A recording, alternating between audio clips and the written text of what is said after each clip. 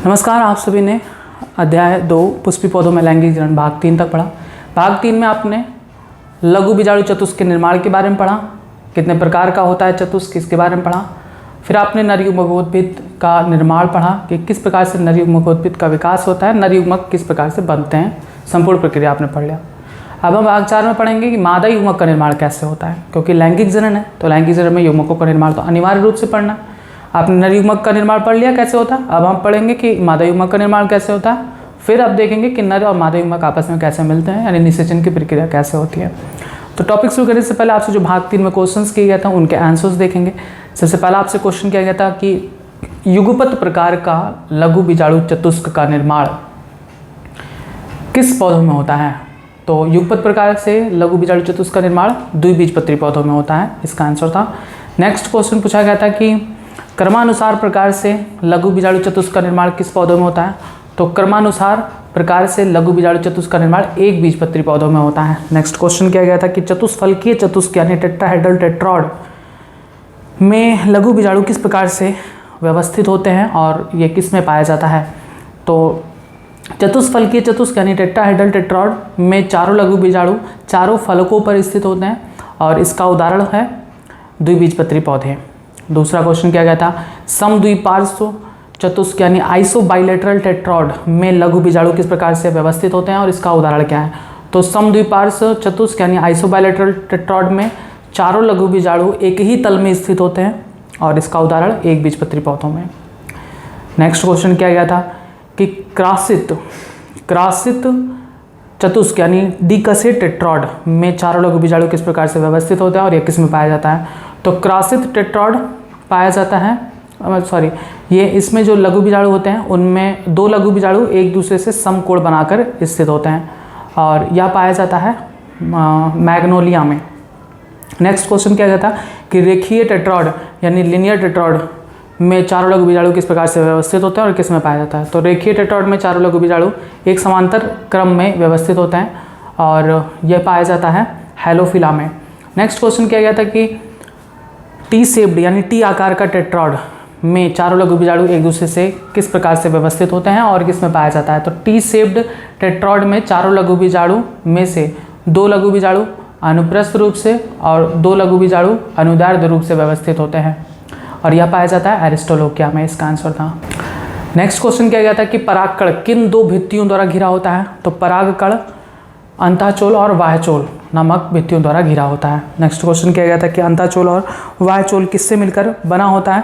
तो परागकण का अंतःचोल यानी इंटाइन बना होता है पेक्टोसेलुलोज से और बाह्यचोल यानी एक्साइन बना होता है स्पोरोपोलिनिन से। नेक्स्ट क्वेश्चन किया गया था कि परागकणों का जैविक अपघटन क्यों नहीं होता। तो परागकणों का जैविक अपघटन इसलिए नहीं होता क्योंकि परागकणों का जो बाह्यचोल होता है वो मोस्ट रेजिस्टेंट मटेरियल यानी अत्यधिक प्रतिरोधक पदार्थ स्पोरोपोलिनिन से मिलकर बना होता है और इसी कारण इसका जैविक अपघटन नहीं होता, क्योंकि स्पोरोपोलिनिन पर किसी भी अत्यधिक ताप का या किसी अम्ल का किसी क्षार का कोई प्रभाव नहीं पड़ता। नेक्स्ट क्वेश्चन क्या गया था कि अत्यधिक प्रतिरोधक पदार्थ कौन सा होता है। तो अत्यधिक प्रतिरोधक पदार्थ स्पोरोपोलिनिन है। नेक्स्ट क्वेश्चन क्या गया था जनन छिद्र का कार्य क्या होता है, जर्मपोर का कार्य। तो जनन छिद्र का कार्य होता है यहीं से परागनलिका निकलती है। नेक्स्ट क्वेश्चन क्या कहता है कि परागनलिका का निर्माण परागकण की किस भित्ति द्वारा होता है। तो परागनलिका का निर्माण परागकण की अंतःचोल यानी इंटाइन के द्वारा होता है। नेक्स्ट क्वेश्चन क्या कहता है कि पराग कोश से निकलने से पहले परागकण में कितनी कोशिकाएं होती हैं और उनके नाम क्या हैं। तो पराग कोश से निकलने से पहले परागकणों में दो कोशिकाएं होती हैं। एक बड़ी कोशिका होती है जिसे वर्दी कोशिका या नली कोशिका कहते हैं और एक छोटी कोशिका होती है जिसे जनन कोशिका कहते हैं। नेक्स्ट लास्ट क्वेश्चन क्या कहता है कि परागकण जब वर्तिकाग्र पर पहुंचते हैं तो उसका अंकुरण होता है, तो जनन कोशिका में क्या बदलाव आता है। तो जब परागकण वर्तिकाग्र पर पहुंचते हैं वहाँ पर उनका अंकुरण होता है और जनन कोशिका विभाजित होती है और उससे दो नर युग्मक बनते हैं। और ये कब होता है, जब परागनलिका के द्वारा ये जनन कोशिका बीजांड की तरफ जाती है तो रास्ते में इसका विभाजन हो जाता है, दो नर युग्मक बनते हैं। बस इतने क्वेश्चंस किए गए थे जिनके आंसर आपको बता दिए हैं।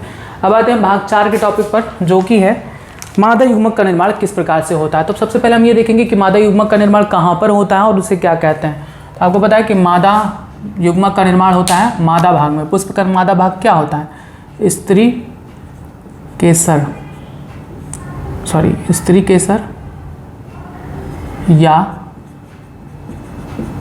जायांग, पिस्टिल और गाइनोसियम। तो देखिए हम क्या कह सकते हैं कि स्त्री केसर क्या है, पुष्प का मादा भाग है। स्त्री केसर या जायांग पुष्प का मादा भाग है जो एक या एक से अधिक अंडकों यानी कॉर्पेल्स से मिलकर बना होता है। आपने देखा था कि एक पुष्प में एक या एक से अधिक अंडक पाए जा सकते हैं। हमने जो पुष्प बनाया था उसमें केवल एक ही अंडक था। आज भी हम एक ही अंडक बनाएंगे, लेकिन ऐसा मत सोचिएगा कि पुष्प में सिर्फ एक ही अंडक पाए जाते हैं। एक से अधिक अंडक पाए जा सकते हैं। ये है अंडक।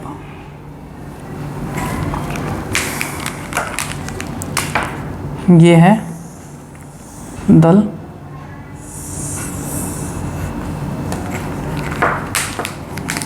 ये है वाहतल। ये है पुंकेसर।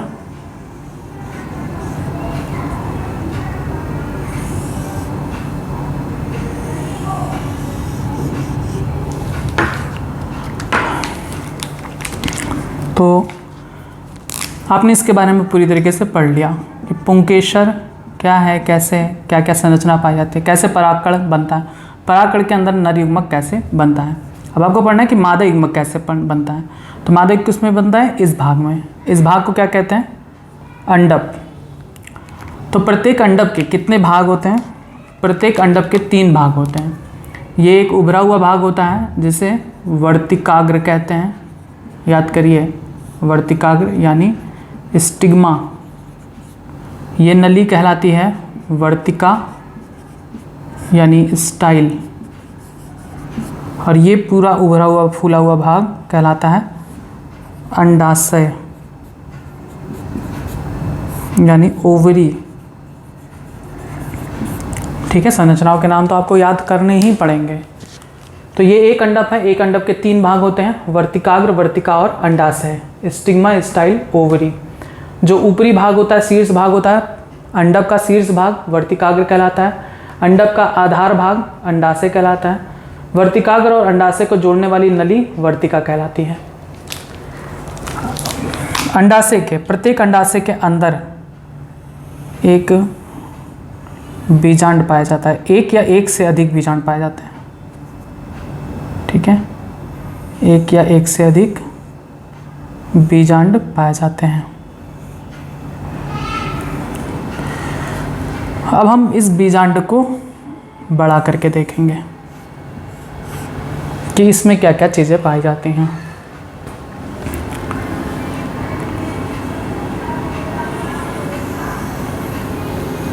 ये है एक अंडक और उसके अंदर पाया जाता है बीजांड। हम एक बीजांड बना रहे हैं, कोई ज़रूरी नहीं है कि एक ही पाया जाए, एक से अधिक भी पाए जा सकते हैं।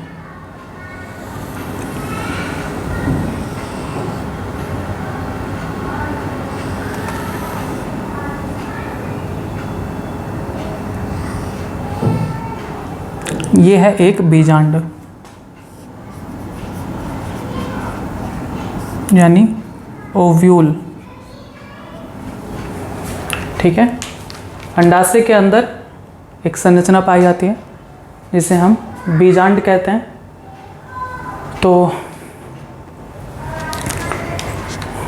बीजांड ये है नीले कलर से जो बना है, जो ब्लैक कलर से आप देख रहे हैं ये क्या है, अंडाशय है। ये है अंडाशय यानी ओवरी, ये है वर्तिका यानी स्टाइल, ये है वर्तिकाग्र यानी स्टिग्मा। ठीक है, अब कुछ बातें याद करेंगे। बीजांड जिस संरचना द्वारा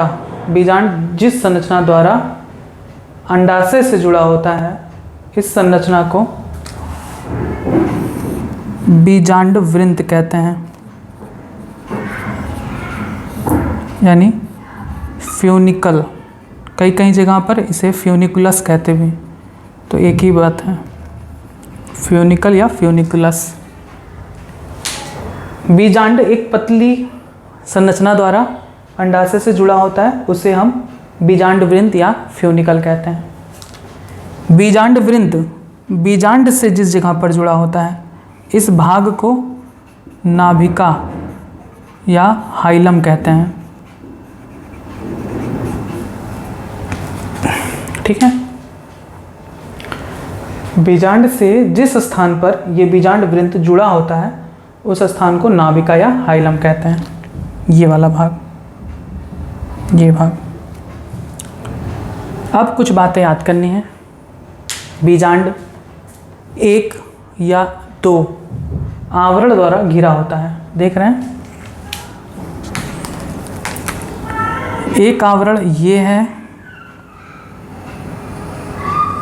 ये एक आवरण, ठीक है, इसे हम कहते हैं बाह्य अध्यावरण यानी आउटर इंटेगुमेंट, और ये है अंतःस्तर जिसे हम अंतः अध्यावरण कहते हैं, यानी इनर इंटेगुमेंट। Inner integument. आपने क्या जाना कि बीजांड एक या एक से अधिक यानी दो अध्यावरणों से घिरा होता है। कुछ पौधों में सामान्यतः जितने भी पुष्पीय पौधे हैं उनमें दो अध्यावरण पाया जाता है, अंतः अध्यावरण और बाह्य अध्यावरण। लेकिन कुछ पुष्प ऐसे हैं जिनमें सिर्फ एक ही अध्यावरण पाया जाता है। ठीक है, एक अध्यावरण बीजांड, जिसे इंग्लिश में कहते हैं यूनिटेगमिक ओव्यूल, जिसमें सिर्फ एक अध्यावरण पाया जाए। उदाहरण किसमें पाया जाता है? सूरजमुखी और गेंदा। ठीक है, लेकिन यहाँ पर देखिए दो अध्यावरण है, तो ऐसे ओव्यूल को हम क्या कहते हैं? ऐसे बीजांड को हम द्विअध्यावरणी बीजांड यानी बाइटेगमिक ओव्यूल कहते हैं। ठीक है, तो ये वाला दो अध्यावरण है, अंतः और बाह्य, तो इसे हम क्या कहेंगे? बाइटेगमिक, यानी ये क्या है? बाइटेगमिक ओव्यूल है। लेकिन कुछ पौधे ऐसे होते हैं जिनमें सिर्फ एक ही अध्यावरण पाया जाता है, जैसे सूरजमुखी, गेंदा, उदाहरण आपसे पूछ सकते हैं। कुछ ऐसे होते हैं जो अध्यावरण जिसमें पाया ही नहीं जाता, यानी अध्यावरण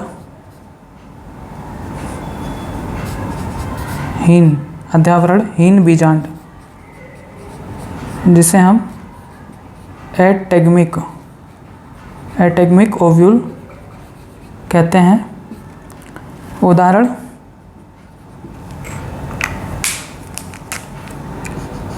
लोरेंथस व चंदन आदि। ऐसे बीजांड जिसमें अध्यावरण पाए ही नहीं जाते उन्हें हम अध्यावरणहीन बीजांड कहते हैं, जैसे लोरेंथस व चंदन। तो आपको सब कुछ याद रखना है कि एक अंडक के तीन भाग होते हैं, वर्तिकाग्र, वर्तिका और अंडाशय।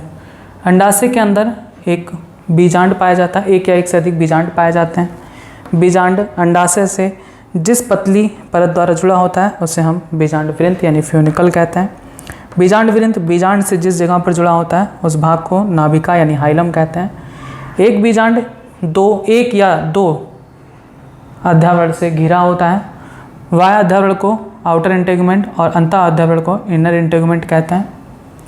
कुछ पुष्प ऐसे होते हैं, अधिकांश पुष्पीय पौधों में द्विअध्यावरणीय बीजांड पाया जाता है, यानी ऐसा बीजांड बाइटेगमिक ओव्यूल जिसमें दो आवरण हो। कुछ पुष्प ऐसे होते हैं जिनमें एक अध्यावरणीय बीजांड पाया जाता है, जैसे सूरजमुखी और गेंदा में, उसमें ये दो नहीं पाए जाते, सिर्फ एक ही पाया जाता है। कुछ ऐसे बीजांड होते हैं जिसमें अध्यावरण पाया ही नहीं जाता, जैसे लोरंथस व चंदन में। क्लियर ये सारी चीज़ें। अब आप देख रहे हैं कि ये जो आवरण है वो यहाँ पर अपूर्ण है, तो अध्यावरण बीजांड के थोड़े भाग पर अपूर्ण होता है, जिससे एक छिद्र बन जाता है। ये पूरा क्या है, छिद्र बन जाता है। इसे हम बीजांड द्वार कहते हैं। बीजांड द्वार यानी माइक्रोपाइल, बीजांड द्वार या माइक्रोपाइल कहते हैं। याद हुआ कि अध्यावरण बीजांड के कुछ जगह पर अपूर्ण होते हैं और इससे एक छिद्र बन जाता है, जिसे बीजांड द्वार या माइक्रोपाइल कहते हैं। अब देखें कि वह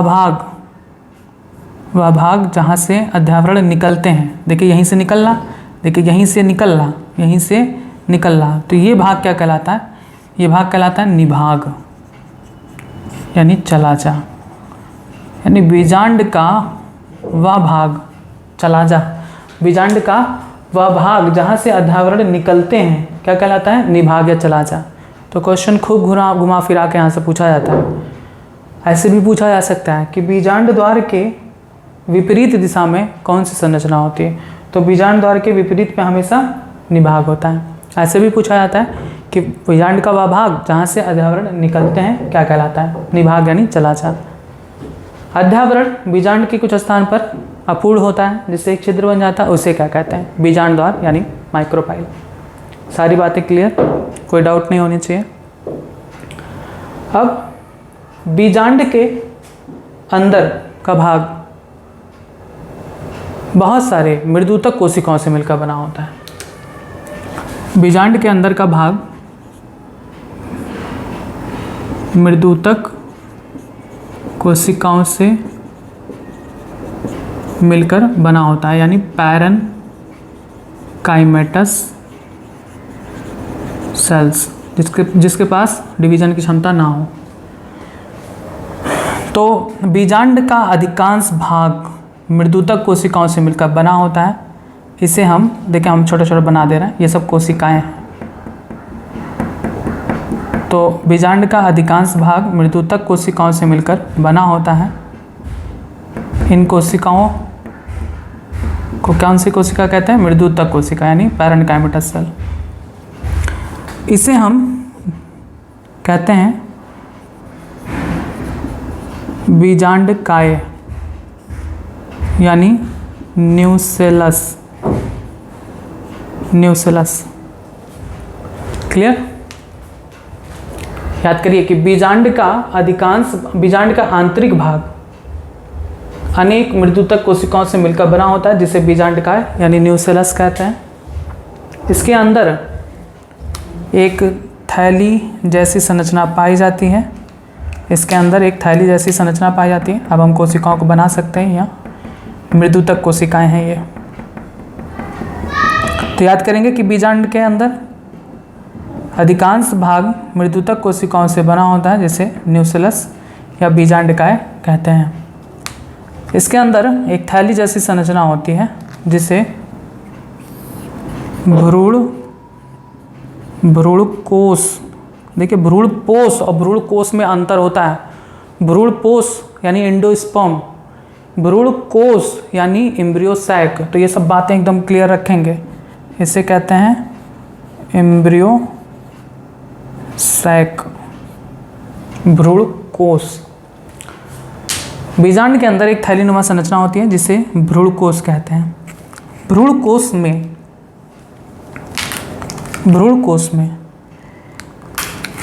भ्रूणकोश का निर्माण होता है किससे? गुरु बीजाणु से, मेगास्पोर से। आगे आपको बताया जाएगा। भ्रूणकोश का निर्माण होता है मेगास्पोर यानी गुरु बीजाणु से या महाबीजाणु से। भ्रूणकोश में 3 कोशिकाएं होती हैं निभाग की तरफ। देखिए ये दिशा किधर की हो गई? निभाग की हो गई। ये दिशा किसकी हो गई? बीजांड द्वार की हो गई। तो इधर जो 3 कोशिकाएं पाई जाती हैं वो कहा जाता है कि वो किधर हैं? निभाग की ओर। तो भ्रूणकोश के अंदर निभाग की तरफ 3 कोशिकाएं पाई जाती हैं।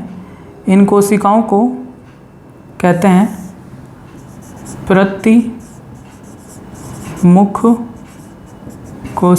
प्रतिमुख कोशिका यानी एंटीपोडल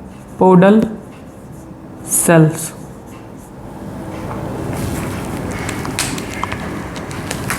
भ्रूणकोश के मध्य में 2 कोशिकाएं एक साथ पाई जाती हैं जिन्हें हम कहते हैं ध्रुवीय केंद्रक।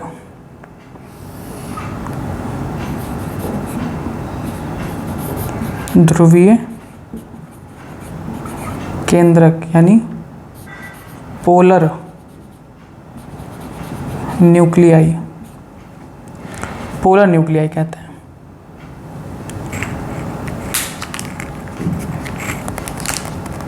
और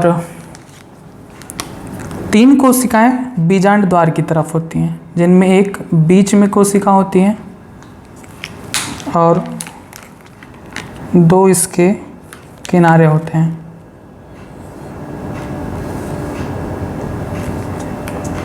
बीजांड द्वार की तरफ 3 कोशिकाएं होती हैं। इनमें से जो ये बीच वाली कोशिका होती है इसे कहते हैं अंड कोशिका।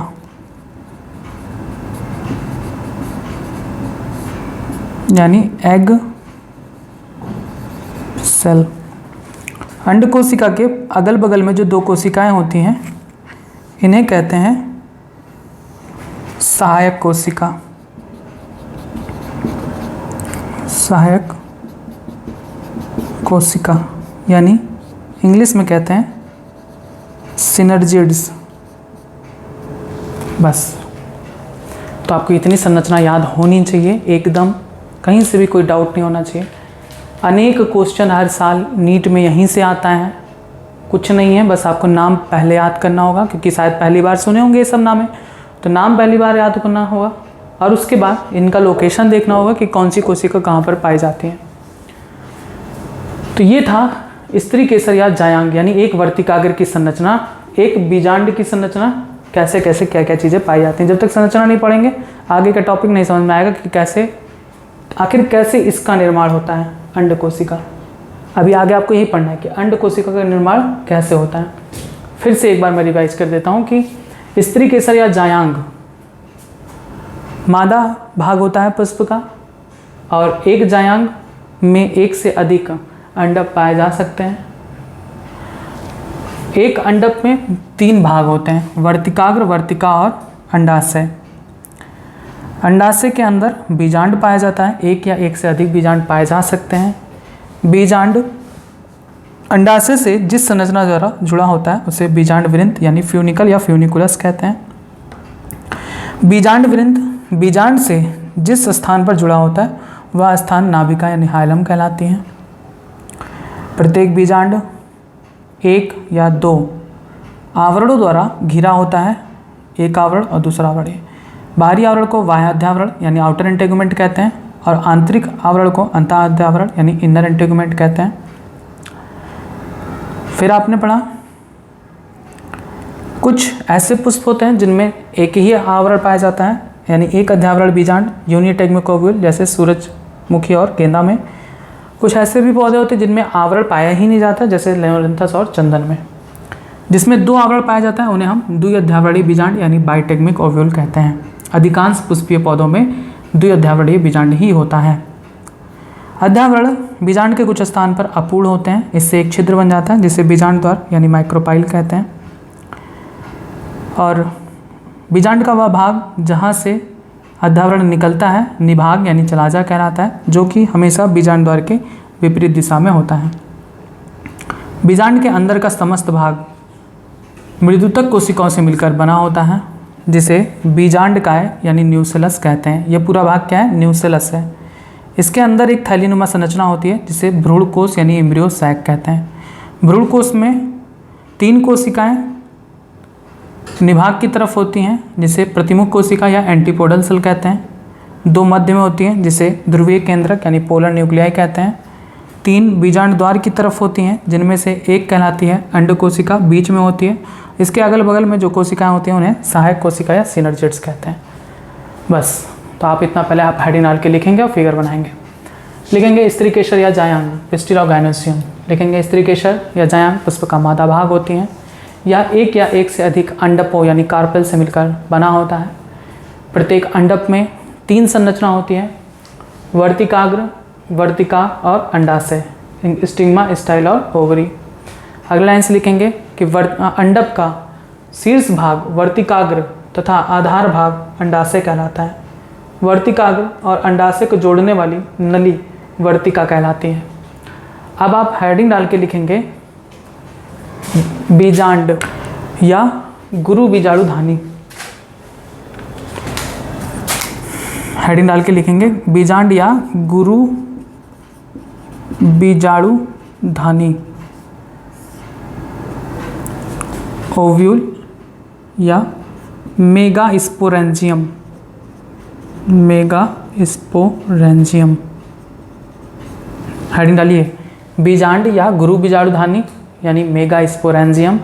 देखिए, गुरु शब्द, महाशब्द, दीर्घ शब्द सबका मतलब एक ही होता है। गुरु, महा, दीर्घ, इनका सबका मतलब एक ही होता है, मेगा। और ये सब हमेशा मादा के लिए यूज किया जाता है। ये शब्द वर्ग, ये शब्द मादा के लिए यूज किया जाता है। आपने हेडिंग डाला बीजांड, ओव्यूल या गुरु बीजाणुधानी यानी मेगा स्पोरेंजियम। इसमें लिखेंगे कि प्रत्येक बीजांड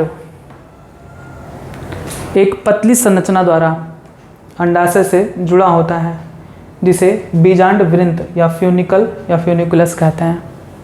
फिर आगे लिखेंगे बीजांड का वह स्थान जहाँ यह बीजांड वृंत से जुड़ा होता है नाभिका यानी हाइलम कहलाती है।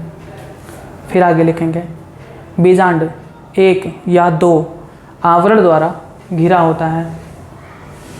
इसके बाहरी आवरण को बाह्य अध्यावरण यानी आउटर इंटेगुमेंट कहते हैं, और अंदर के आवरण को अंतः अध्यावरण यानी इनर इंटेगुमेंट कहते हैं। अधिकांश पुष्पीय पौधों में 2 अध्यावरण युक्त बीजांड यानी द्विअध्यावरणीय बीजांड बाइटेगमिक ओव्यूल पाया जाता है, लेकिन कुछ पुष्पों जैसे सूरजमुखी व गेंदा में 1 अध्यावरण वाला बीजांड यानी 1 अध्यावरणीय बीजांड यूनिटेगमिक ओव्यूल पाया जाता है, तथा कुछ पौधों में अध्यावरणहीन बीजांड पाए जाते हैं, यानी अर्थात बीजांड में अध्यावरण नहीं होते हैं, जैसे लोरेंथस व चंदन। फिर आप आगे लिखेंगे कि अध्यावरण बीजांड के एक स्थान पर अपूर्ण होते हैं, जिससे वहाँ एक छिद्र बन जाता है। इसे बीजांड द्वार यानी माइक्रोपाइल कहते हैं। फिर आप लिखेंगे कि बीजांड का वह भाग जहाँ से अध्यावरण निकलता है, जहाँ से अध्यावरण निकलता है निभाग यानी चलाजा कहलाता है, जो हमेशा बीजांड द्वार के विपरीत दिशा में होता है। यानी बीजांड इधर है तो निभाग इधर होगा, बीजांड द्वार के विपरीत दिशा में। फिर आगे लिखेंगे कि बीजांड के अंदर मृदुतक कोशिकाओं का समूह होता है, जिसे बीजांडकाय यानी न्यूसेलस कहते हैं। फिर लिखेंगे कि बीजांडकाय के मध्य में एक थैलीनुमा संरचना होती है, जिसे भ्रूण कोश यानी एम्ब्रियो सैक कहते हैं। फिर आगे लिखेंगे कि भ्रूण कोश में 3 कोशिकाएं निभाग की तरफ होती हैं, जिसे प्रतिमुख कोशिका या एंटीपोडल सेल कहते हैं। फिर लिखेंगे भ्रूण कोश के मध्य में 2 कोशिकाएं पाई जाती हैं, जिन्हें ध्रुवीय केंद्रक या पोलर न्यूक्लियाई या द्वितीयक केंद्रक भी कहते हैं, सेकेंडरी न्यूक्लियस भी कहते हैं। 3 कोशिकाएं प्रायः बीजांड द्वार की तरफ होती हैं, जिनमें से मध्य कोशिका को अंड कोशिका यानी एग सेल कहते हैं और इसके अगल बगल की कोशिका को सहायक कोशिका या सिनर्जिड्स कहते हैं। बस ये हो गया संपूर्ण बातें संरचना के बारे में कि स्त्री केसर कैसा होता है, इसमें बीजांड कैसे होता है। आपने यहाँ पर देखा कि अंड कोशिका यहाँ पर बनी है, यही मादा युग्मक कहलाती है। ठीक है, अब हमें आगे ये पढ़ना है कि अंड की कोशिका यानी मादा युग्मक का निर्माण कैसे होता है। तो आपने जो बातें लिखी हैं उसके बाद आप ये फिगर बना लीजिए। आइए अब आता है नेक्स्ट टॉपिक आपका बीजांड के प्रकार, कि ये बीजांड कितने प्रकार का होता है अलग अलग पुष्पों में। अभी जो बना हुआ है ये जो बीजांड है ये है प्रतीप प्रकार का बीजांड यानी एनोट्रोपस ओव्यूल। तो हम देखेंगे कि बीजांड कितने प्रकार का होता है। आपने सब पढ़ लिया पूरी तरीके से। नेक्स्ट टॉपिक आता है आपका बीजांड के प्रकार, टाइप्स ऑफ ओव्यूल। किस आधार पर बीजांडों को अनेक प्रकार में बांटा गया है, तो वो उनकी बीजांड द्वार, निभाग और बीजांड वृंत की स्थिति के आधार पर और बीजांड आसन यानी प्लासेंटा पर उनका झुकाव कितना होता है, इसके आधार पर उन्हें कई प्रकारों में बांटा है।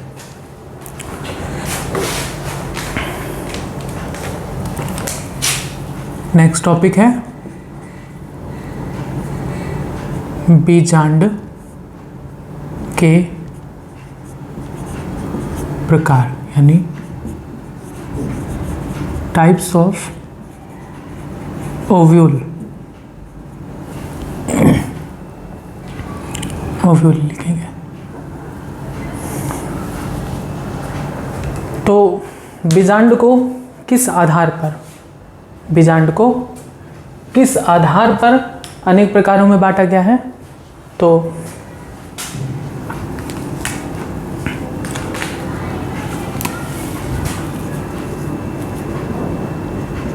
बीजांडों के या बीजांड कैसे लिखें, सिर्फ बीजांड, बीजांड के विभिन्न भागों जैसे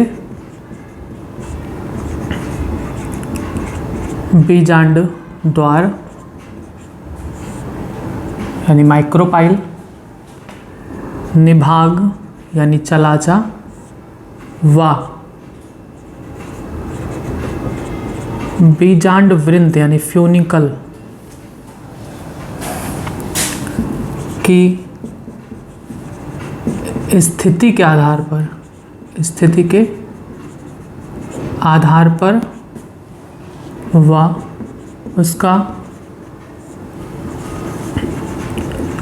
बीजांडासन यानी प्लेसेंटा पर झुकाव के आधार पर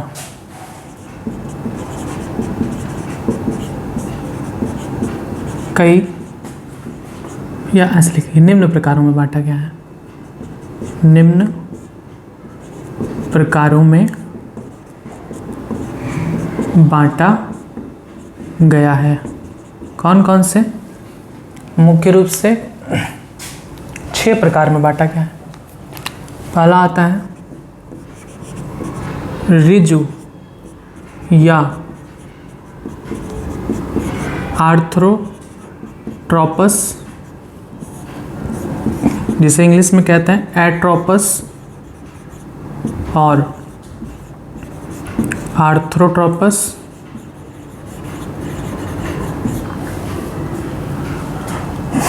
दूसरा प्रतीप या एनोट्रोपस।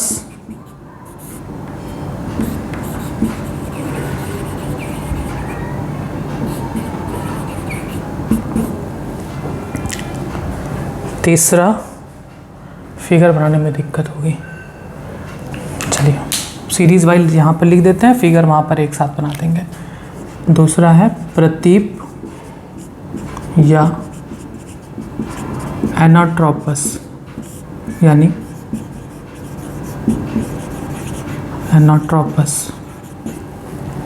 तीसरा अर्धप्रतीप या हेमीट्रोपस। चौथा है वक्र या कैम्पाइलोट्रोपस। पांचवा है अनुप्रस्थ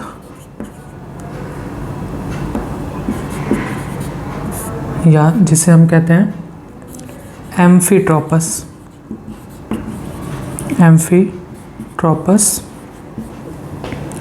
और छठवां कुंडलित या सरसिनोट्रोपस। पहले याद करेंगे आप, यहाँ से कुछ क्वेश्चंस पूछे जाते हैं, फिगर देख के ही पूछ लिया जाता है कि किस प्रकार का बीजांड है। तो पहले आप याद करेंगे कि बीजांड के 6 प्रकार आपको पढ़ना है। रिजु या आर्थ्रोट्रोपस, प्रतीप या एनाट्रोपस, अर्धप्रतीप या हेमीट्रोपस, वक्र या कैम्पाइलोट्रोपस, अनुप्रस्थ या एम्फीट्रोपस, कुंडलित या सरसिनोट्रोपस। आइए एक एक का फिगर देखते हैं कि किस किस प्रकार से होता है। तो जब बीजांड का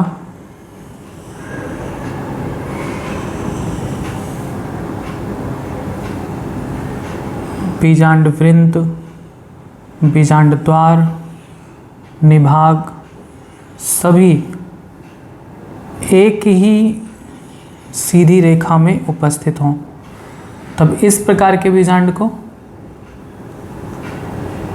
हम आर्थ्रोट्रोपस प्रकार का बीजांड कहते हैं।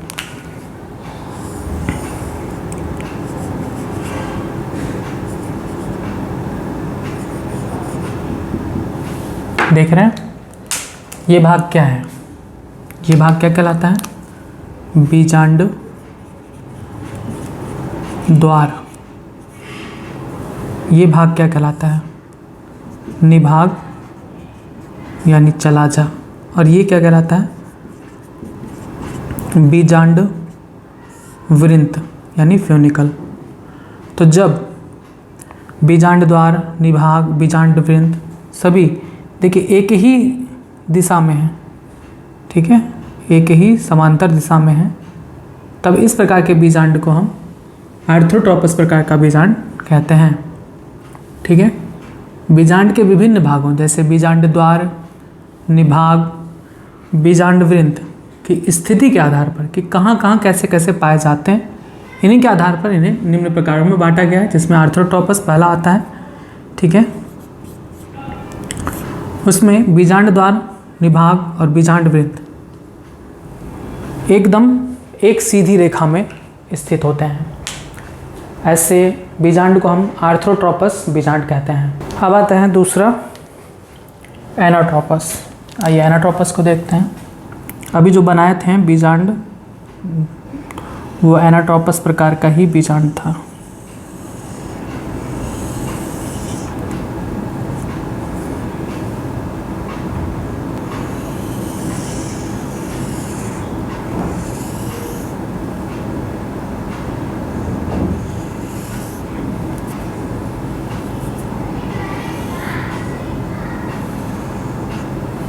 ठीक,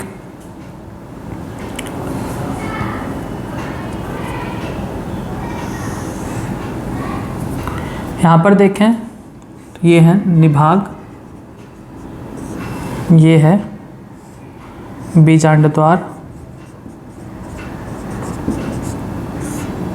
ये है बीजांड वृंत। तो आप देखेंगे तीनों एक ही दिशा में नहीं है, एक सीधी रेखा में नहीं है, लेकिन निभाग और बीजांड द्वार ये एक ही सीधी रेखा में होते हैं। तो जब सिर्फ बीजांड द्वार और निभाग एक सीधी रेखा में पाए जाएं, तो ऐसे बीजांड को एनाट्रोपस प्रकार का बीजांड कहते हैं। फिर आता है हेमीट्रोपस।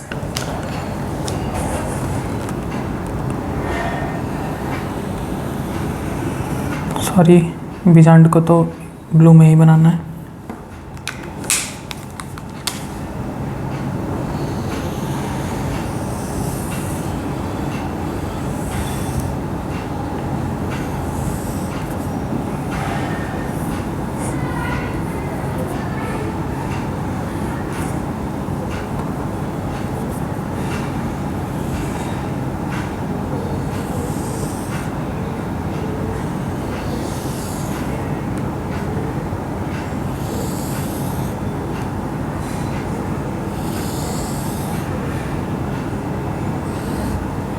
देख रहे हैं आप ये कितना डिफरेंट है।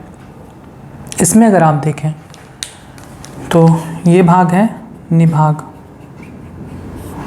ये है बीजांड द्वार, ये है बीजांड वृंत।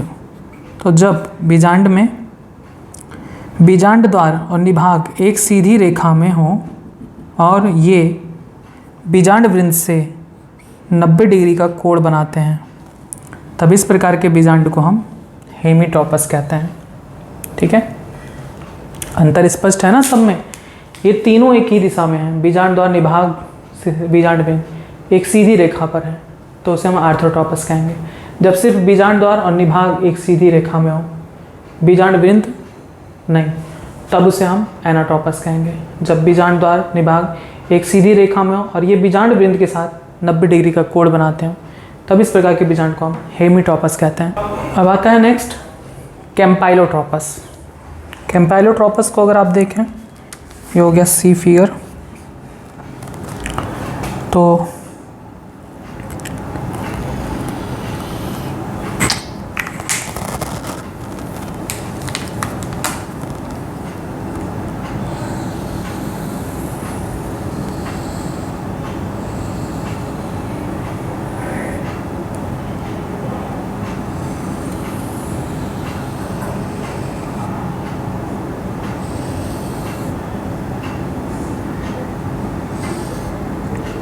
कैम्पाइलोट्रोपस देखिए इससे थोड़ा सा मुड़ा होता है।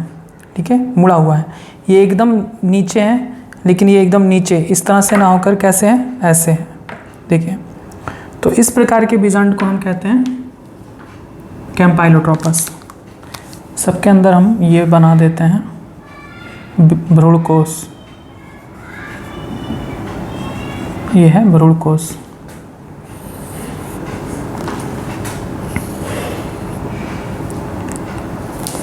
इसको ऐसे बनाएंगे। इसमें देखें तो ये है निभाग, ये है बीजांड द्वार, ये है बीजांड वृंत। यहाँ पर बीजांड द्वार देखिए, ये सीधी रेखा कर जाए तो इस सीधी रेखा पर निभाग नहीं होता। ये सीधी रेखा ऐसी जाएगी ना, तो इस बीजांड द्वार के सीधी रेखा पर निभाग नहीं होता, दूर होता है। और ये बीजांड द्वार बीजांड वृंत के समीप होता है। तो ऐसे बीजांड को हम क्या कहते हैं, कैम्पाइलोट्रोपस। यानी ये हो गया फिगर नंबर डी। अब उसके बाद आता है एम्फीट्रोपस। एम्फीट्रोपस भी इसी के समान होता है, लेकिन थोड़ा सा अंतर होता है इसमें। क्या अंतर होता है, तो इसके लिए मुझे कुछ चीज़ें मिटानी पड़ेंगी।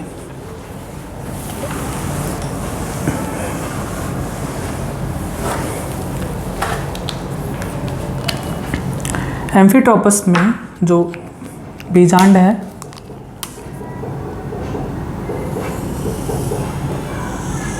वह भी एकदम अभी जो बनाए थे वक्र यानी कैम्पाइलोट्रोपस के समान ही होता है, लेकिन इसमें थोड़ा सा चेंज होता है।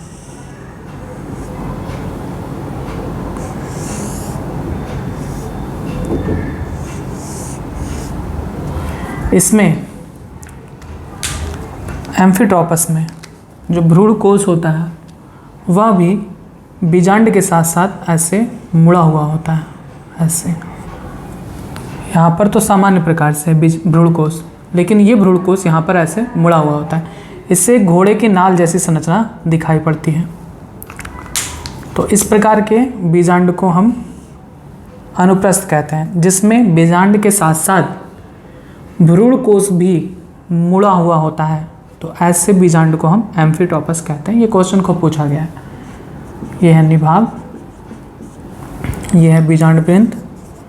सामान्य सा पूछा जाता है कि बताइए वह बीजांड जिसमें बीजांड के साथ साथ भ्रूणकोश भी मुड़ा हो। तो भ्रूणकोश मुड़ा होता है, तभी से हम एम्फीट्रोपस कहते हैं। एम्फीट्रोपस टाइप ऑफ ओव्यूल, डी हो गया, ये है ई। उसके बाद आता है कुंडलित या सर्सिनोट्रोपस।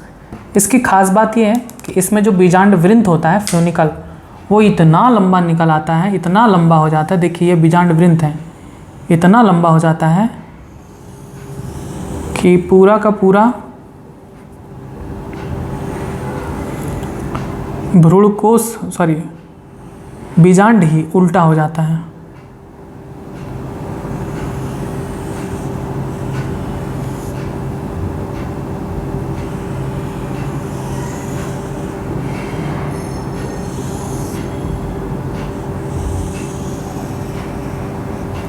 ठीक है,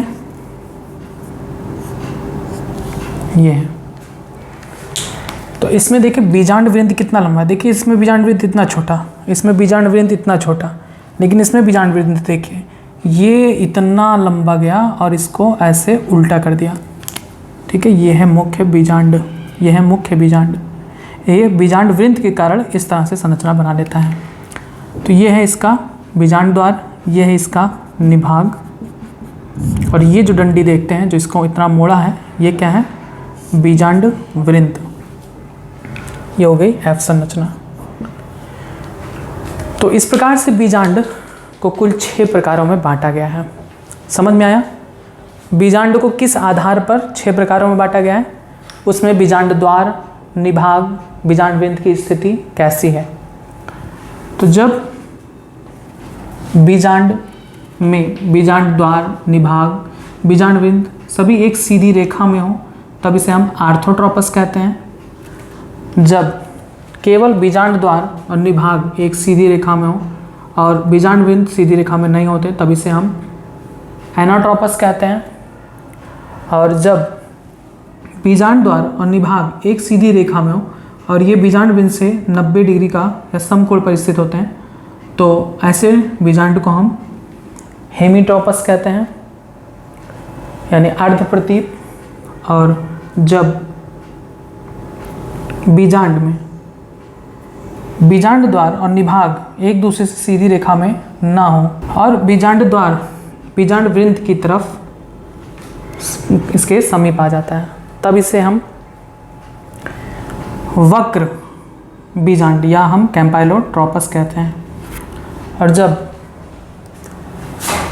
निभाग बीजांड द्वार एक दूसरे की सीधी रेखा में ना हो, कुछ मुड़े हों और साथ ही साथ इनका भ्रूणकोश भी मुड़ा होता है तब इसे हम अनुप्रस्थ यानी एम्फीट्रोपस बीजांड कहते हैं। और जब किसी बीजांड का बीजांड वृंत इतना लंबा हो जाए कि उससे बीजांड उल्टा हो जाए तो ऐसे बीजांड को हम कुंडलित या सर्सिनोट्रोपस ओव्यूल कहते हैं। तो आप इतना आप लिखेंगे, हेडिंग डालेंगे, बीजांडों के प्रकार लिखेंगे, बीजांड के विभिन्न भागों जैसे बीजांड द्वार, निभाग व बीजांड वृंत की स्थिति के आधार पर व उसका बीजांडासन पर झुकाव के आधार पर निम्न प्रकारों में बांटा गया है। पहला आप हेडिंग डालेंगे रिजु या आर्थ्रोट्रोपस। ठीक है, ये फिगर आप बना लेंगे और इसमें लिखेंगे इस प्रकार के बीजांड में बीजांड द्वार, निभाग व बीजांड वृंत सभी एक सीधी रेखा में स्थित होते हैं। इस प्रकार का बीजांड प्रायः सीधा होता है, जैसे सभी अनावृत बीजी यानी सभी जिम्नोस्पर्म में इस प्रकार का बीजांड पाया जाता है। तो लिखेंगे सभी अनावृत बीजी, comma Polygonum, comma Rumex, comma Piper तथा पान व काली मिर्च में। नेक्स्ट आता है बी प्रतीप या एनाट्रोपस। इसमें लिखेंगे इस प्रकार के बीजांड में केवल बीजांड द्वार और निभाग ही एक सीधी उदग्र रेखा में स्थित होते हैं और इसे प्रायः उल्टा बीजांड कहते हैं। लिखेंगे इसे प्रायः उल्टा बीजांड कहते हैं, जैसे गुड़हल, टमाटर, चना, मटर, सेम, कुकुरबिट्स आदि में। अब आप तीसरा हेडिंग डालेंगे, फिगर बनाते चलेंगे। आपने ये फिगर बना लिया आर्थ्रोट्रोपस में, अब ये आप एनाट्रोपस में बनाएंगे। नेक्स्ट आता है हेमीट्रोपस सी। इसे हम कहते हैं अर्ध प्रतीप या हेमीट्रोपस। इसमें लिखेंगे कि इस प्रकार के बीजांड में बीजांड द्वार व निभाग एक सीधी रेखा में होते हैं और यह बीजांड वृंत से समकोण पर स्थित होते हैं। इसका निर्माण आर्थ्रोट्रोपस बीजांड के 90 डिग्री कोण पर मुड़ जाने के कारण होता है। यही आर्थ्रोट्रोपस है, अगर यही 90 डिग्री पर मुड़ जाए तो ऐसी संरचना बन जाएगी। तो लिखेंगे इसका निर्माण आर्थ्रोट्रोपस बीजांड के 90 डिग्री कोण पर मुड़ जाने के कारण होता है। जैसे रेननकुलेसी कुल के पौधों में, रेननकुलेसी कुल के पौधों में।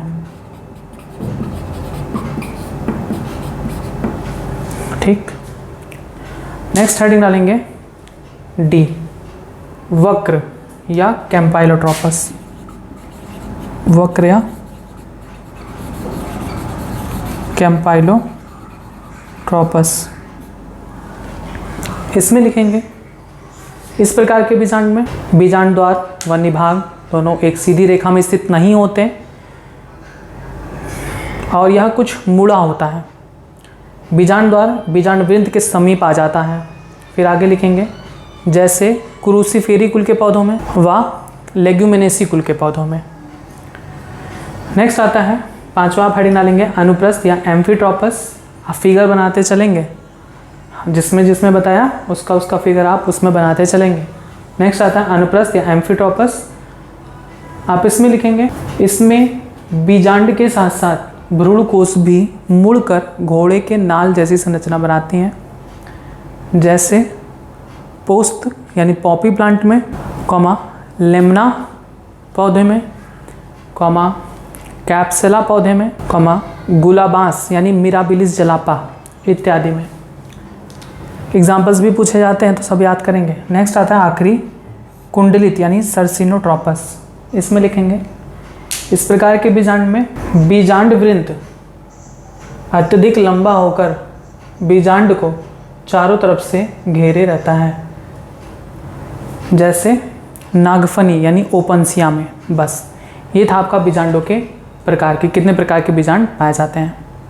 आइए अब आते हैं, देखेंगे कि किस प्रकार से भ्रूण कोश का निर्माण होता है, अंडकोशिका कैसे बनती है। यानी अगला टॉपिक होगा कि बीजांड का परिवर्धन, कि बीजांड किस प्रकार से डेवलप्ड होता है और इसमें गुरु बीजाणु यानी मादा युग्मक का निर्माण कैसे होता है।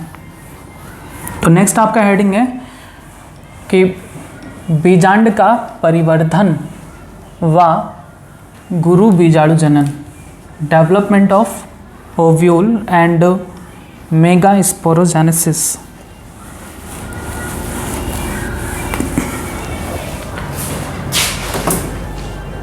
तो आप हेडिंग डालेंगे बीजांड का परिवर्धन, बीजांड का परिवर्धन व गुरु बीजाणु जनन, गुरु बीजाणु जनन यानी development of ovule and megasporogenesis, megasporogenesis. आपने पढ़ा कि एक बीजांड कैसी संरचना होती है। एक बीजांड में एक या दो अध्यावरण होते हैं। मुझे इस बीजांड का प्रकार जो एनाट्रोपस है मुझे ये पसंद है और इसी नाते हम ऐसा ही फिगर बनाते हैं बार बार। तो ये हो गया एक बीजांड। आपने पढ़ा था कि बीजांड में शुरुआती अवस्था में, जैसे आपने पढ़ा था एंथर में यानी पराग कोश में शुरुआती अवस्था में उसके अंदर क्या होता है, एक समान विभज्योति की कोशिकाओं का समूह होता था। वैसे ही यहाँ पर बीजांड के अंदर मृदुतक कोशिकाओं का समूह होता है, पैरेन्काइमेटस सेल। बहुत सारी प्रक्रियाएं गुरु बीजाणु जनन की लघु बीजाणु जनन के समान होती हैं। अभी आपको लगेगा कि ये प्रक्रिया तो बिल्कुल लघु बीजाणु जनन की तरीके हैं, तो एक को पढ़ोगे तो दूसरा अपने आप तैयार हो जाएगा। कुछ भी नहीं है, कुछ बातों की सावधानियां रखनी है, क्योंकि ये मादा युग्मक है और वो नर युग्मक था, तो कुछ चीज़ों की सावधानियां बस बरतनी है। सेम उसी तरीके से इसमें क्या था, मृदुतक कोशिकाओं का समूह है। शुरुआती अवस्था में जब पुष्प खिलता है, छोटा सा होता है, वृद्धि करता है। अभी ये परिपक्व नहीं है, परिपक्व तो तब होगा जब इसमें मादा युग्मक पूरी तरीके से विकसित हो चुका होगा। अभी इसमें क्या है, मृदुतक कोशिकाओं यानी पैरेन्काइमेटस सेल्स का समूह है।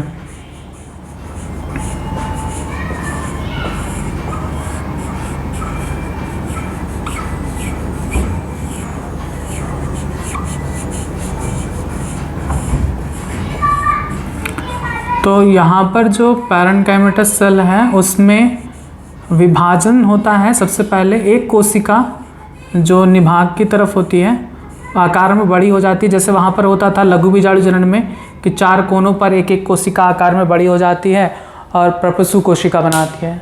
सेम उसी तरीके से यहाँ पर भी अभी ये क्या कहलाता है, बीजांडकाय यानी न्यूसेलस, बीजांडकाय यानी न्यूसेलस। और बीजांडकाय की एक कोशिका प्रायः आकार में बड़ी हो जाती है, आकार में बड़ी हो जाती है और प्रपशु कोशिका कहलाती है।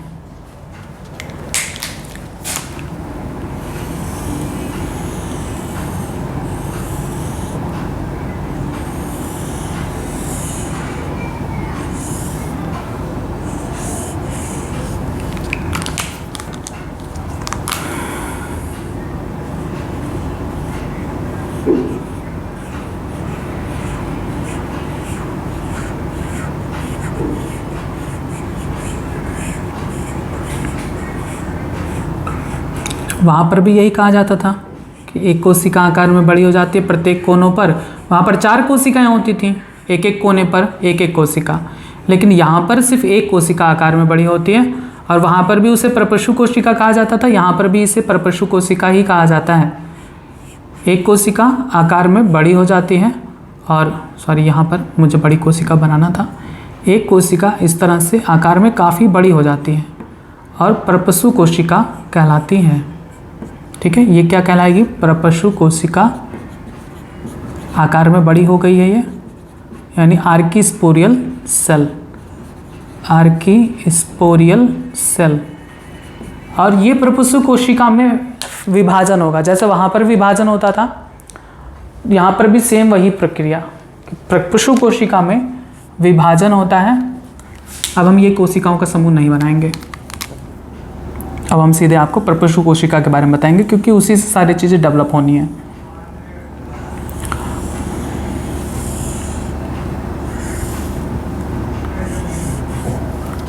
तो प्रपशु कोशिका में कौन सा विभाजन होता है, समसूत्री विभाजन होता है और इससे 2 कोशिका बनती है।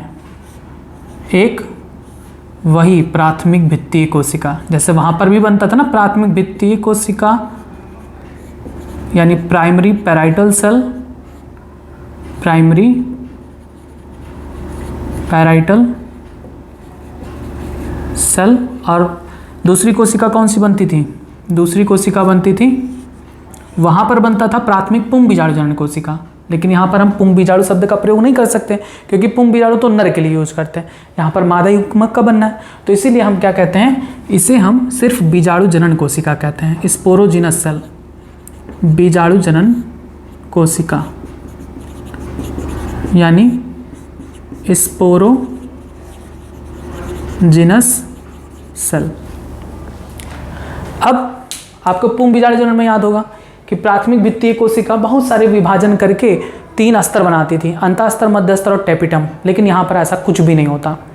प्राथमिक भित्तीय कोशिका या तो विभाजन करके खूब सारी कोशिकाएं बनेंगी, उनसे कोई मतलब नहीं है, आपको पढ़ना नहीं है उसके बारे में, बस इतना जानना है कि प्राथमिक भित्तीय कोशिका या तो विभाजन करके कोशिकाओं का समूह बनाएगी और या तो बिना विभाजन किए वैसे पड़ी रहेगी। यहाँ पर प्राथमिक भित्तीय कोशिका के बारे में कुछ भी पढ़ना नहीं है ज़्यादा, बस इतना ध्यान रखना है कि प्राथमिक भित्तीय कोशिका या तो विभाजन करके कोशिकाओं का समूह बनाएगी या तो फिर चुपचाप बैठी रहेगी, कोई कार्य नहीं है। लेकिन वहाँ पर इंपॉर्टेंट था पुंग बीजाणु जनन में, क्योंकि प्राथमिक भित्तीय कोशिका से 3 स्तर का निर्माण होता है, तो ये सब क्वेश्चन वहाँ पर पूछा जाएगा। यहाँ पर प्राथमिक भित्तीय कोशिका का कोई विशेष कार्य नहीं है। यहाँ पर बीजाणु जनन कोशिका बनती है, वहाँ पर पुंभ बीजाणु जनन कोशिका बनती थी, यहाँ पर सिर्फ बीजाणु जनन कोशिका कहते हैं, स्पोरोजिनस सेल। अब क्या होता है, आइए, अब होता है ये जो बीजाणु जनन कोशिका है, बीजाणु जनन कोशिका बिना विभाजन किए, ये शब्द बहुत इंपॉर्टेंट है यहाँ पर, बीजाणु जनन कोशिका बिना विभाजन किए सीधे ही गुरु बीजाणु मात्र कोशिका की तरह कार्य करने लगता है। समझ में आया? बीजाणु जनन कोशिका, वहाँ पर क्या होता था, प्राथमिक पुंभ बीजाणु जनन कोशिका में समसूत्री विभाजन होता था, तब बनता था लघु बीजाणु मात्र कोशिका, है ना। प्राथमिक पुंभ बीजाणु जनन कोशिका में जब समसूत्री विभाजन होता था तब लघु बीजाणु मात्र कोशिका बनता था। लेकिन यहाँ पर क्या है कि यहाँ पर कोई विभाजन नहीं होगा, बीजाणु जनन कोशिका बिना विभाजन के सीधे गुरु बीजाणु मात्र कोशिका की तरह कार्य करने लगता है।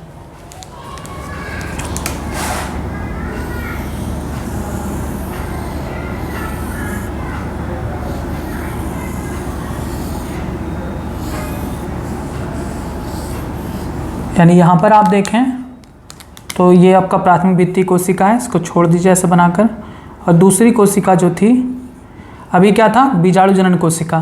तो आप क्या लिखेंगे यहाँ पर, याद कर सकते हैं कि बीजाणु जनन कोशिका बिना विभाजन किए ही, बिना विभाजन किए ही गुरु बीजाणु मात्र कोशिका की तरह कार्य करने लगता है।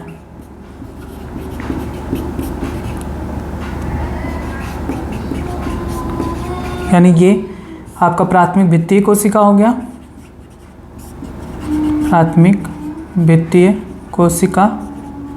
और ये अब क्या कहलाएगा, अब ये बीजाणु जनन कोशिका नहीं कहलाएगा, क्या कहलाएगा, गुरु बीजाणु मात्र कोशिका, गुरु बीजाणु मात्र कोशिका।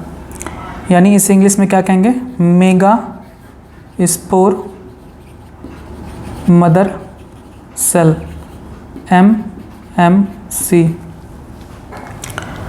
गुरु बीजाणु मात्र कोशिका में अब क्या होगा, गुरु बीजाणु मात्र कोशिका में अब अर्धसूत्री विभाजन होगा, ठीक है। गुरु बीजाणु मात्र कोशिका में अर्धसूत्री विभाजन, अर्धसूत्री विभाजन होगा तो क्या होगा, 4 कोशिका बनेंगे उससे। गुरु बीजाणु मात्र कोशिका में एक अर्धसूत्री विभाजन से 4 अगुणित गुरु बीजाणुओं का निर्माण होता है। चलिए यहाँ पर देखिए कि एक गुरु बीजाणु मात्र कोशिका थी, उसमें अर्धसूत्री विभाजन होता है और उससे 4 अगुणित गुरु बीजाणुओं का निर्माण होता है। अब हम प्राथमिक भित्तीय कोशिका को नहीं बनाएंगे क्योंकि इसका कोई इंपॉर्टेंस नहीं है। अच्छा चलो बना देते हैं, नहीं तो कन्फ्यूजन बना रहे कि कहाँ गया।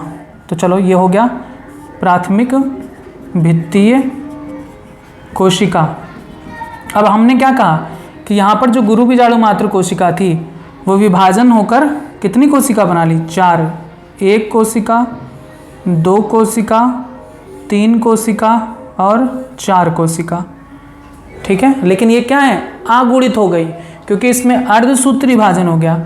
गुरु बीजाणु क्या था, द्विगुणित, लेकिन ये क्या होंगे, अगुणित, क्योंकि इसमें अर्धसूत्री विभाजन हो गया। और सूत्री विभाजन होने पर नई कोशिकाओं में गुणसूत्र की संख्या आधी हो जाती है।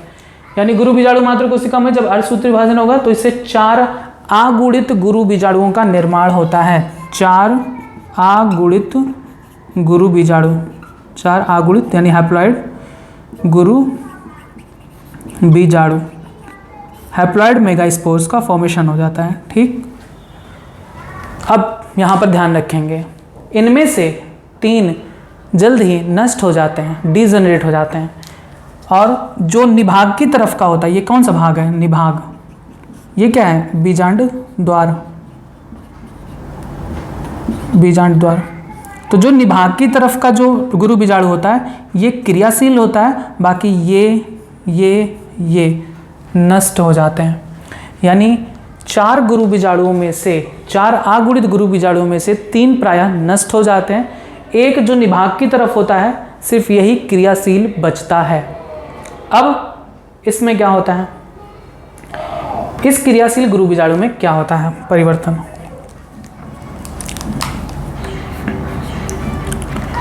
ये जो क्रियाशील गुरु बीजाणु है धीरे धीरे आकार में बढ़ता है और इस बीजांडकाय का अधिकांश भाग घेर लेता है।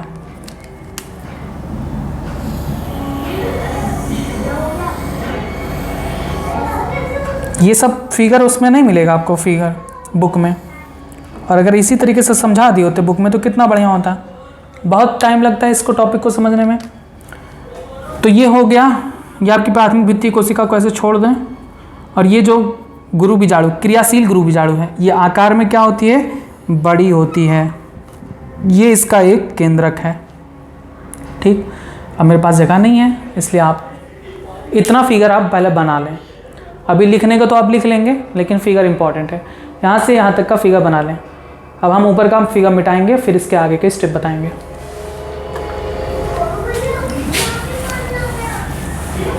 तो आइए देखते हैं आगे क्या होता है। अब इसमें आपने देखा कि क्रियाशील गुरु बीजाणु धीरे धीरे बीजांडकाय का अधिकांश भाग घेर लेता है और इसका केंद्रक, इसके केंद्रक में सूत्री विभाजन होता है। कौन सा विभाजन होता है, सूत्री विभाजन। चूंकि बेचारे खुद ही आगुणित हैं, n है, तो आगुणित हैं तो आगुणित में अर्धसूत्री विभाजन तो होना नहीं है, तो कौन सा विभाजन होगा, सूत्री विभाजन। यानी इसके केंद्रक में सूत्री विभाजन होगा और एक केंद्रक से कितने केंद्रक बन जाएंगे, 2 केंद्रक बन जाएंगे। एक केंद्रक से 2 केंद्रक बन जाता है। और एक केंद्रक, अब हम इसको नहीं बनाएंगे, ये मान लो कि नष्ट हो गया। ये है क्रियाशील गुरु बीजाणु जिसका एक केंद्रक विभाजित होकर 2 केंद्रक बना लेता है और दोनों केंद्रक अपने अपने ध्रुव पर चले जाते हैं। ये एक ध्रुव है पोलर रीजन और ये पोलर रीजन। ठीक है, ये एक ध्रुव है और एक ये ध्रुव है, पोलर रीजन बोलते हैं। तो इस एक केंद्रक विभाजित होकर 2 केंद्रक बनाई क्योंकि समसूत्री विभाजन हुआ है केंद्रक में, समसूत्री विभाजन। ठीक है, केंद्रक में समसूत्री विभाजन। आपको पता है कि समसूत्री विभाजन के दौरान एक कोशिका विभाजित होकर 2 ही कोशिका बनाती है। तो ये दोनों कोशिकाएं अपने अपने ध्रुवों पर चले जाते हैं। फिर इसकी कोशिका में, फिर इसके केंद्रक में बोल रहे हैं, फिर इसके केंद्रक में सूत्री विभाजन होता है। फिर केंद्रक में सूत्री विभाजन और फिर देखें क्या बदलाव आता है। तो अब 2 कोशिका थी, अब कितनी हो जाएंगी, दोनों कोशिका में जब समसूत्री विभाजन होगा तो कितनी हो जाएंगे, 2 से 4 बनेंगे, 2 से 4 हो जाएंगे। एक कोशिका विभाजित होकर, ये कोशिका विभाजित होकर 2 कोशिका बना ली। ठीक है, समसूत्री विभाजन द्वारा। ये कोशिका विभाजित होकर 2 कोशिका बना ली समसूत्री विभाजन द्वारा। 4 कोशिका हो गया। फिर इसमें विभाजन होता है, फिर इसमें केंद्रक में विभाजन। केंद्रक में कौन सा विभाजन, सूत्री विभाजन। और अब कितने हो जाएंगे, ये भी फिगर मिटाना ही पड़ेगा।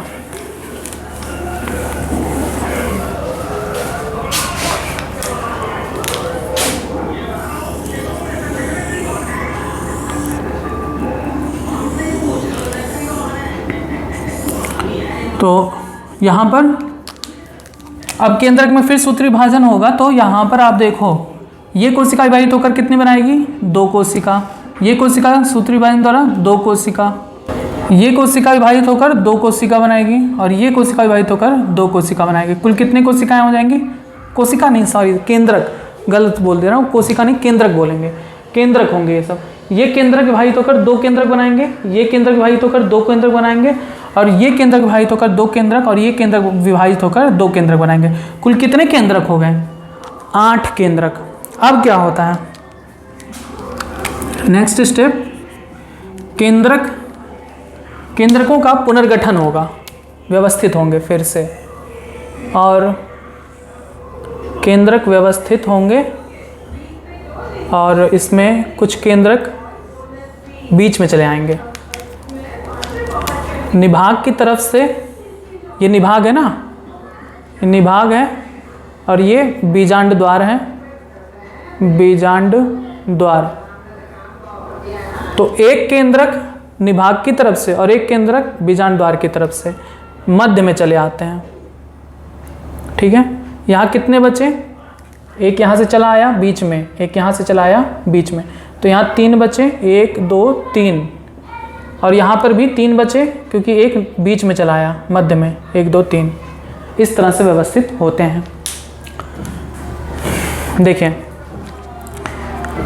ये रीजन कौन सा है, निभाग। अभी आपको पहले यही तो बताया गया था, यही सारी बातें तो बताई गई थी कि इसमें केंद्रक इस तरह से व्यवस्थित होते हैं। अब जो निभाग की तरफ का केंद्रक होता है वो कोशिका द्रव्य का विभाजन कर लेता है और अपनी अपनी कोशिका बना लेता है। कोशिका द्रव्य का विभाजन हो जाता है और अपनी अपनी कोशिका बना लेता है। ये एक कोशिका बन गई, ये दूसरी कोशिका, ये तीसरी कोशिका बन गई। और साथ ही ये जो बीजांड द्वार की तरफ है ये भी कोशिका द्रव्य का विभाजन कर लेती है। एक कोशिका ये, दूसरी कोशिका ये, तीसरी कोशिका ये बन जाती है। अब आप बताइए कि ये जब अपनी अपनी कोशिका द्रव्य को बांट लिए, ये अपनी अपनी कोशिका द्रव्य को बांट लिए, तो जो बचा खुचा कोशिका द्रव्य है वो किसका होगा, वो इसका होगा ना, इसका। और इसके जो दोनों केंद्रक हैं वो संयुक्त होकर एक ही केंद्रक बना लेते हैं। ठीक है, ये संयुक्त होकर एक ही केंद्रक बना लेते हैं। तो n + n कितना हो जाएगा, 2n, और इसे हम द्वितीयक केंद्रक कहते हैं। देखिए यहाँ पर जब पहले हैं अलग अलग तो हम क्या कहते हैं, इन्हें हम ध्रुवीय केंद्रक कहते हैं। ध्रुवीय केंद्रक यानी पोलर न्यूक्लियाई। और जब ये संयुक्त हो जाते हैं आपस में तब इसे हम कहते हैं द्वितीयक केंद्रक। द्वितीयक केंद्रक यानी सेकेंडरी न्यूक्लियस। तीन केंद्रक कोशिका द्रव्य का विभाजन करके कोशिका में बदल गए, तो तीनों कोशिकाएं जो निभाग की तरफ होती हैं इनका नाम आपको अभी बताए थे, इनको हम कहते हैं प्रतिमुख कोशिका। अब केंद्रक नहीं कहेंगे क्योंकि ये अपना अपना कोशिका द्रव्य बांट ली हैं। तो जब कोई केंद्रक अपनी अपनी कोशिका द्रव्य को बांट लेती है तो वो एक कोशिका कहलाती हैं। तो ये प्रतिमुख कोशिका यानी एंटीपोडल सेल कहलाएंगे। और ये एक सिंगल सेल हो जाएगा जिसे हम द्वितीयक केंद्रक या द्वितीयक कोशिका भी कह सकते हैं। और यहाँ देखिए एक कोशिका, दूसरी कोशिका, तीसरी कोशिका, 3 कोशिकाएं होंगी। इनमें से इन तीनों कोशिकाओं को मतलब संयुक्त रूप से इन तीनों कोशिकाओं को अंड समुच्चय कहते हैं। अंड समुच्चय यानी एग एपेरेटस। आप कह रहे होंगे कि ये तो अभी बताया ही नहीं थे इससे पहले, ये तो आप तो कह रहे थे कि बीच वाले को अंड कोशिका कहते हैं, इसको सहायक कोशिका कहते हैं। सही है, बीच वाले को अंड कोशिका कहते हैं। बीच वाले को अंड कोशिका यानी एग सेल, या फिर आप इसे कह लीजिए मादा युग्मक। ठीक है, आप इसे चाहे मादा युग्मक कहिए। और इसके अगल बगल की जो 2 कोशिकाएं हैं इन्हें हम सहायक कोशिका या सिनर्जिड कहते हैं। सहायक कोशिका या सिनर्जिड। और इन तीनों को सम्मिलित रूप से अंड समुच्चय कहते हैं। ठीक, समझ में आया कि 8 जो केंद्रक थे उन 8 केंद्रक में से एक केंद्रक निभाग की तरफ से बीच में चला आता है और एक केंद्रक बीजांड द्वार से बीच में चला आता है। 2 केंद्रक मध्य में आ जाते हैं, इन्हें हम ध्रुवीय केंद्रक कहते हैं। ये दोनों केंद्रक आपस में मिल जाते हैं तब इसे हम द्वितीयक केंद्रक यानी सेकेंडरी न्यूक्लियस कहते हैं। और बाद में अब ये सारे केंद्रक अपना अपना कोशिका द्रव्य घेर लेते हैं और एक कोशिका में परिवर्तित हो जाते हैं। यहाँ पर 3 कोशिका बन जाती है क्योंकि 3 केंद्रक अपना अपना कोशिका द्रव्य घेरे, यानी 3 कोशिका बनी, जिसे हम प्रतिमुख कोशिका कहते हैं। निभाग की तरफ हमेशा होता है। प्रतिमुख कोशिका किधर होता है, निभाग की तरफ।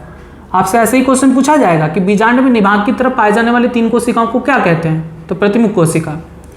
फिर आप देखेंगे कि 3 कोशिका बीजांड द्वार की तरफ पाई जाती हैं जिन्हें सम्मिलित रूप से अंड समुच्चय कहते हैं। तीनों को एक साथ अंड समुच्चय कहते हैं और अलग अलग क्या कहते हैं, अगल बगल की कोशिकाओं को सहायक कोशिका और बीच वाली कोशिका को अंड कोशिका, और तीनों को सम्मिलित रूप से अंड समुच्चय यानी एग एपेरेटस कहते हैं। तो यहाँ से खूब क्वेश्चन बनता है कि अंड समुच्चय में कौन कौन सी कोशिका पाई जाती है, तो अंड समुच्चय में 2 सहायक कोशिका और 1 अंड कोशिका पाई जाती है। बीजांड द्वार की तरफ पाए जाने वाली 3 कोशिकाओं को क्या कहते हैं, अंड समुच्चय। ठीक है, और जो मध्य में जो कोशिका है इसे हम ध्रुवीय केंद्रक। अब आप देखिए बात को समझिएगा कि एक आवृत बीजी बीजांड, बात एक लाइन बोली जाती है कि आवृत बीजी बीजांड 7 कोशिकीय व 8 केंद्रकीय होता है। खूब पूछा जाता है नीट वगैरह में, कंपटीशन में, बोर्ड में। एक प्रारूपी बीजांड 7 कोशिकीय व 8 केंद्रकीय होता है। इसका मतलब क्या है, देखिए 7 कोशिकीय होता है, 1 2 3 कोशिका ये हो गई, 1 2 3 कोशिका ये हो गई, 3 3 6 कोशिका हो गई, एक बीच में ये एक संपूर्ण एक कोशिका है। भले ही इसमें दो केंद्रक हैं, लेकिन ये दोनों केंद्रक आपस में संयुक्त हो गए हैं और एक ही कोशिका के रूप में है, इसलिए हम क्या कहेंगे, ये सिर्फ एक कोशिका है, यानी 3 3 6 और 1 7 कोशिका।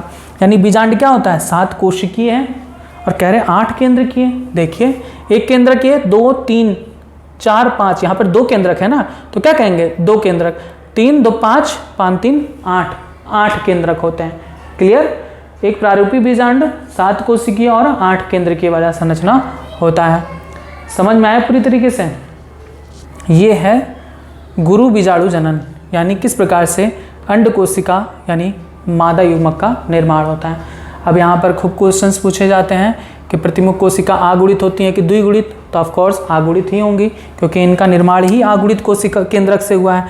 अब ये आगुणित हैं तो ये भी आगुणित होंगे, ये भी आगुणित होंगे, ये सब आगुणित होंगे। लेकिन पूछा जाता है कि बताइए द्वितीय केंद्रक आगुणित है द्विगुणित, द्विगुणित है, क्योंकि इसके पास 2 केंद्रक है n और n, तो क्या कहेंगे 2n, तो द्वितीय केंद्रक द्विगुणित संरचना होती है। बस यहाँ फिगर पूरा बना लेंगे सीरियल वाइज। अब आप इसके बारे में लिखेंगे, हेडिंग डालेंगे बीजांड का परिवर्धन व गुरु बीजाणु जनन, यानी development of ovule and megasporogenesis. और इसमें आप लिखेंगे, आप इसमें लिखेंगे कि बीजांड तथा भ्रूण कोश, बीजांड तथा भ्रूण कोश के परिवर्धन की प्रक्रिया को गुरु बीजाणु जनन कहते हैं। लिखेंगे सामान्यतया बीजांड के अंदर बीजांडकाय में एक कोशिकीय, ऐसे लिखेंगे बीजांडकाय में उपस्थित मृदुतक कोशिकाओं में से एक आधा स्तरीय कोशिका यानी हाइपोडर्मल सेल आकार में बड़ी हो जाती है। इसका केंद्रक इसका कोशिका द्रव्य सघन हो जाता है, केंद्रक बड़ा एवं स्पष्ट हो जाता है, इसे प्रपशु कोशिका कहते हैं। फिर आप लिखेंगे कि प्रपशु कोशिका में समसूत्री विभाजन होता है, जिससे बाहर की तरफ एक प्राथमिक भित्तीय कोशिका तथा भीतर की तरफ एक बीजाणु जनन कोशिका का निर्माण होता है। फिर आप लिखेंगे प्राथमिक भित्तीय कोशिका कई सारे समसूत्री विभाजन द्वारा विभाजित होकर कोशिकाओं का समूह बनाता है और कभी कभी यह बिना विभाजन किए रह जाता है। आगे लिखेंगे बीजाणु जनन कोशिका में, ऐसे लिखेंगे बीजाणु जनन कोशिका बिना विभाजन किए ही गुरु बीजाणु मात्र कोशिका की तरह कार्य करने लगता है। ठीक है। फिर आगे लिखेंगे कि गुरु बीजाणु मात्र कोशिका में अर्धसूत्री विभाजन होता है, जिससे 4 अगुणित गुरु बीजाणुओं का निर्माण होता है। इनमें से 3 अगुणित गुरु बीजाणु जल्द ही नष्ट हो जाते हैं और प्रायः एक जो निभाग की तरफ होता है वही क्रियाशील रहता है। आगे लिखेंगे कि क्रियाशील गुरु बीजाणु ही भ्रूण कोश या मादा युग्मकोद्भिद में परिवर्धित होता है। अब आप हेडिंग डाल के लिखेंगे भ्रूण कोश अथवा मादा युग्मकोद्भिद का विकास। यहाँ तक आप फिगर बना लेंगे। अब नेक्स्ट आप हेडिंग डालेंगे भ्रूण कोश या मादा युग्मकोद्भिद का विकास, यानी डेवलपमेंट ऑफ एम्ब्रियो सैक और फीमेल गैमीटोफाइट। इसमें लिखेंगे कि भ्रूण कोश या मादा, ऐसे लिखेंगे कि क्रियाशील आगुणित गुरु बीजाणु मादा युग्मकोद्भिद की प्राथमिक कोशिका है। यह गुरु बीजाणु वृद्धि कर बीजांडकाय का अधिकांश भाग घेर लेता है। फिर आगे लिखेंगे इसका केंद्रक समसूत्री विभाजन द्वारा 2 केंद्रक में विभाजित हो जाता है और दोनों केंद्रक दोनों ध्रुवों पर एकत्रित हो जाते हैं। पुनः इन केंद्रकों में समसूत्री विभाजन होता है, जिससे 2 केंद्रक से 4 केंद्रक बन जाते हैं। पुनः इन केंद्रकों में सूत्री विभाजन होता है, जिससे 4 केंद्रक से कुल 8 केंद्रक बनते हैं, जिनमें से 4 केंद्रक निभाग की तरफ और 4 केंद्रक बीजांड द्वार की तरफ होते हैं। अब एक केंद्रक निभाग की ओर से तथा एक केंद्रक बीजांड द्वार की ओर से मध्य में आकर व्यवस्थित हो जाता है। इसे ध्रुवीय केंद्रक कहते हैं। आगे लिखेंगे 3 केंद्रक जो निभाग की तरफ होते हैं वे कोशिका द्रव्य का विभाजन करके कोशिका में परिवर्तित हो जाते हैं और इन्हें प्रतिमुख कोशिका कहते हैं। फिर लिखेंगे 3 केंद्रक बीजांड द्वार की तरफ कोशिका द्रव्य का विभाजन करके कोशिका में परिवर्तित हो जाते हैं, जिनमें से मध्य की कोशिका अंड कोशिका तथा इसके अगल बगल की कोशिका को सहायक कोशिका कहते हैं। फिर लिखेंगे ध्रुवीय केंद्रक संयुक्त होकर द्वितीयक केंद्रक यानी सेकेंडरी न्यूक्लियस में परिवर्तित हो जाता है। लिखेंगे इस प्रकार से एक परिपक्व भ्रूणकोश 7 कोशिकीय व 3 3 6 और 1 7 कोशिकीय व 8 केंद्रकीय 1 2 3 4 5 6 7 8 केंद्रकीय होता है। आगे लिखेंगे कि सहायक कोशिका का कार्य पराग नलिका का पथ प्रदर्शन करना होता है। बस भ्रूणकोश व मादा युग्मकोद्भिद का विकास में आप यहाँ से लेकर वहाँ तक का फिगर बना सकते हैं, या फिर आप चाहें तो एक साथ फिगर बना सकते हैं, कोई दिक्कत नहीं है। ये हो गया कि किस प्रकार से मादा युग्मक यानी अंड कोशिका का निर्माण होता है, संपूर्ण बातें। यानी आपने देखा नर में नर युग्मक का निर्माण, मादा में मादा युग्मक का निर्माण। अब आपको क्या पढ़ना है? निषेचन की प्रक्रिया नहीं, अभी आपको युग्मक स्थानांतरण पढ़ना है। निषेचन पूर्व घटना में ही 2 घटनाएं होती थी, युग्मक जनन और युग्मक स्थानांतरण। युग्मक जनन की प्रक्रिया हो गई, नर युग्मक और मादा युग्मक दोनों निर्माण हो गया। अब आप पढ़ेंगे युग्मक स्थानांतरण यानी परागण की प्रक्रिया, और उसके बाद आप निषेचन पढ़ेंगे। तो बस परागण की प्रक्रिया थोड़ी लंबी है, तो बाद में आपको बताया जाएगा नेक्स्ट पार्ट में। आज के लिए बस इतना ही। भाग 4 में आपने जाना मादा युग्मकोद्भिद के बारे में, भ्रूणकोश के बारे में, बीजांड इनके बारे में आपने पढ़ा। अब आगे जो भी टॉपिक होगा वो आपको नेक्स्ट पार्ट में बताया जाएगा। तब तक कुछ क्वेश्चन है जिनके आंसर्स आपको देना है।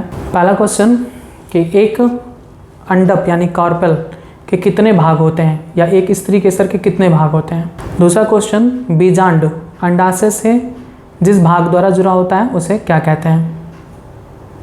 नेक्स्ट क्वेश्चन बीजांड का वह भाग जहाँ बीजांड वृंत जुड़ा होता है उसे क्या कहते हैं। नेक्स्ट क्वेश्चन कि बीजांड 2 आवरणों द्वारा घिरा होता है, उन्हें क्या कहते हैं। नेक्स्ट क्वेश्चन कि एक अध्यावरणीय बीजांड किस में पाया जाता है। नेक्स्ट अध्यावरणहीन बीजांड किस में पाया जाता है। नेक्स्ट वह स्थान जहाँ से अध्यावरण निकलता है उस भाग को क्या कहते हैं।